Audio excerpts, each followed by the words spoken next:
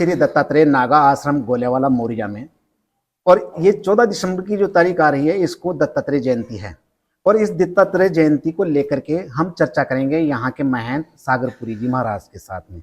सागरपुरी जी महाराज हमारे साथ में हैं, उनसे जानेंगे सबसे पहले तो दत्तात्रेय जयंती जो है वो क्यों मनाई जाती है, क्योंकि लोगों को अभी तक ये पता नहीं है कि दत्तात्रेय जयंती क्यों मनाई जाती है और इसके पीछे की क्या इतिहास है, क्या कहानी है।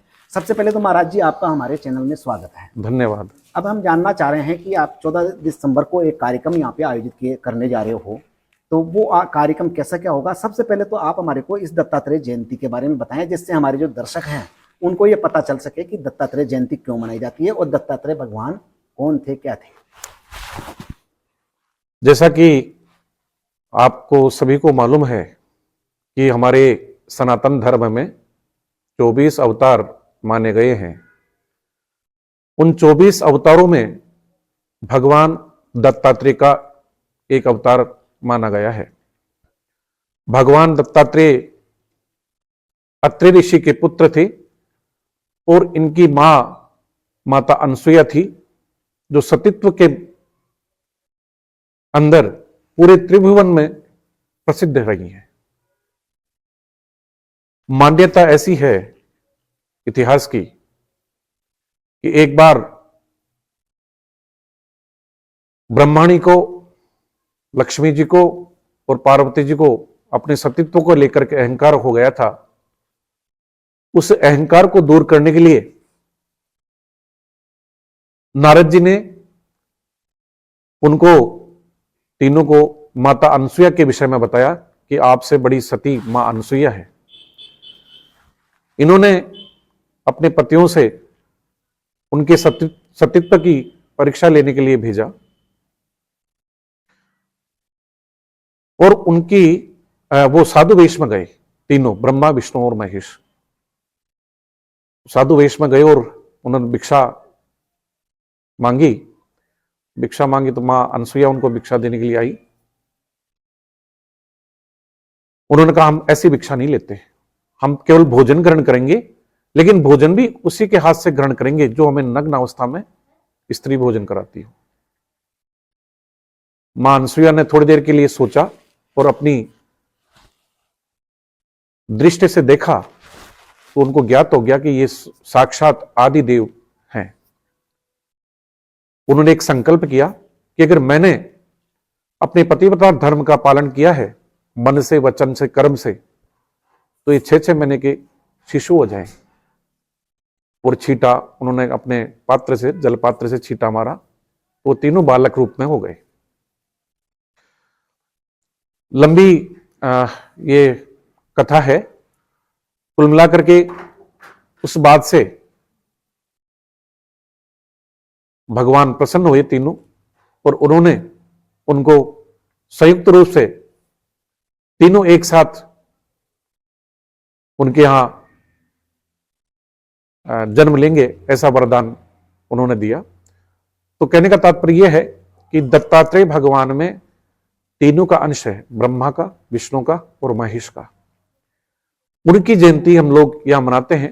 हालांकि राजस्थान में भगवान दत्तात्रेय को बहुत कम लोग जानते हैं, यहां इनका प्रचलन इतना नहीं है, लेकिन गुजरात के बाद में जैसे जैसे हम दक्षिण में जाते हैं, इनकी बहुत बड़ी मान्यता है। ये भगवान क्या कहते हैं, परशुराम जी के, यदु के, इनके गुरु रहे हैं, सहस्त्रबाहु के इनके गुरु रहे हैं दत्तात्रेय भगवान। भगवान कृष्ण यदुकुल में जिन्होंने जन्म लिया, जो यदुकुल शिरोमणि रहे हैं, उनके जो पूर्वज थे महाराज यदु, उनको ब्रह्म ज्ञान की शिक्षा भगवान दत्तात्रेय ने ही दी थी। तो ये 14 दिसंबर को हम लोग दत्तात्रेय जयंती मना रहे हैं इस वर्ष, और ये लगते ही पौष की पूर्णिमा को जयंती आती है इनकी, और ये हम लोग हर वर्ष इसको मनाते हैं।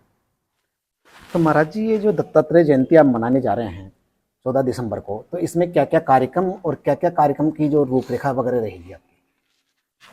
अब की बार हम लोगों ने ये सर्वसम्मति से निर्णय किया है कि भगवान दत्तात्रेय जी की जयंती पर क्योंकि जैसा कि हमें विदित है, हम लोग ग्रामीण क्षेत्र में रहने वाले लोग हैं और यहाँ पशुधन लोगों के पास ज्यादा है। तो अब की बार हमने ये निर्णय किया है सभी ने मिलकर के, जिस प्रकार से वायु प्रदूषण अत्यधिक हो रहा है वर्तमान के अंदर, और आप देख रहे हैं कि महानगरों की स्थिति किस प्रकार से दिन प्रतिदिन बिगड़ती जा रही है, उसको मद्देनजर रखते हुए जिनके यहाँ छाछ होती है, उस छाछ के घी के अंदर ही भगवान के भोग का प्रसाद बनाएंगे और उसी घी से दिन भर यहाँ हवन चलेगा, उसी घी से हम लोग हवन करेंगे। जिनके यहाँ पशुधन नहीं है उनके यहाँ से हम लोग घी स्वीकार नहीं करेंगे, वो वैसे ही भगवान के प्रसाद चढ़ाएं। बाकी हम लोगों ने ये निर्णय किया है कि वातावरण की शुद्धि के लिए इस प्रकार के कार्यक्रम नितांत आवश्यक है। जिस प्रकार से हमारी परिस्थितियां दिन प्रतिदिन बिगड़ रही हैं, दिन प्रतिदिन वृक्षों की कटाई हो रही है, दिन प्रतिदिन ये जो वायु प्रदूषण है ये बढ़ता जा रहा है, उस प्रदूषण को कम करने के लिए ये घी का हवन, घृत का हवन बहुत ही आवश्यक है, क्योंकि इससे वातावरण की शुद्धि होती है। और कई प्रकार के जो कीटाणु है, क्योंकि आप जानते हैं हवन में सामग्री होती है, जड़ी बूटियां होती है, उससे कई प्रकार के जो कीटाणु है, जीवाणु है, वो भी नष्ट हो जाते हैं। तो उसको लेकर के हमने अब की बार एक तो मेला भगवान दत्तात्रेय का, और मेले के अंदर हमारे जोधपुर के जो पूरे राजस्थान के अंदर प्रसिद्ध हैं डॉक्टर जसराज जी शर्मा, उनकी पूरी टीम यहाँ आ रही है। और दिन का ही हमने सत्संग रखा है ताकि सभी लोग आनंद लें, और मेले का आयोजन हमने रखा है, सभी लोग आएंगे और भोग लगा करके जाएंगे। इस विषय में मैं जनता से, हमारे जो यहाँ के क्षेत्रीय जो लोग हैं, उनसे भी अपील करना चाहूंगा कि वो ज्यादा से ज्यादा संख्या में जिनके यहाँ छाछ बनती है, खुद का पशुधन है, वे सभी लोग थोड़ा थोड़ा घी लेकर के आए और भगवान के दत्तात्रेय के धुने में जो हवन होगा उसमें अपनी हिस्सेदारी सुनिश्चित करें और भगवान के भोग भी बना करके लाएं, लगवाएं। धन्यवाद। तो ये थे आश्रम के महंत सागरपुरी जी महाराज, जिन्होंने बताया कि ये 14 दिसंबर को जो कार्यक्रम आयोजित होगा वो किस प्रकार से आयोजित होगा।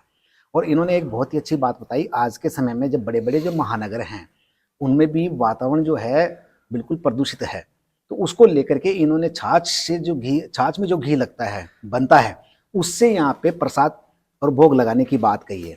अभी हमारे साथ में यहाँ के एक समाज सेवी और हैं, कैलाश जी चोपड़ा, उनसे जानेंगे कि यहाँ के जो आसपास के जो लोग हैं, इस इलाके के लोग हैं, वो इस कार्यक्रम में उनकी क्या भूमिका रहती है।